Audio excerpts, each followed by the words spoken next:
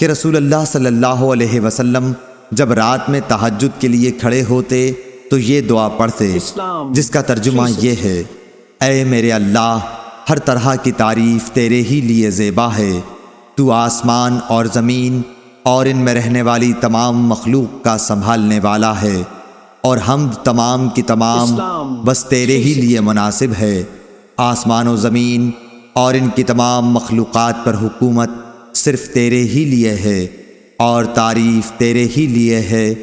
تو آسمان اور زمین کا نور ہے، اور تعریف تیرے ہی لیے زیبا ہے۔ تو سچا ہے، تیرا وعدہ سچا، تیری ملاقات سچی، تیرا فرمان سچا ہے۔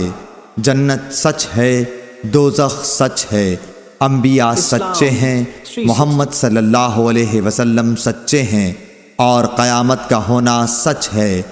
اے میرے اللہ، میں تیرا ہی فرما بردار ہوں اور تجھی پر ایمان رکھتا ہوں، تجھی پر بھروسہ ہے، تیری ہی طرف رجوع کرتا ہوں، تیرے ہی عطا کیے ہوئے دلائل کے ذریعے بحث کرتا ہوں اور تجھی کو حکم بناتا ہوں۔ پس جو خطائیں مجھ سے پہلے ہوئیں اور جو بعد میں ہوں گی، ان سب کی مغفرت فرما، خواہ وہ ظاہر ہوئی ہوں یا پوشیدہ۔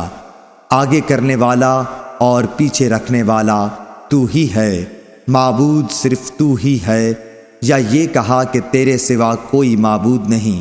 ابو سفیان نے بیان کیا کہ عبد الکریم ابو امیہ نے اس دعا میں یہ زیادتی کی ہے: لا حول ولا قوت الا باللہ۔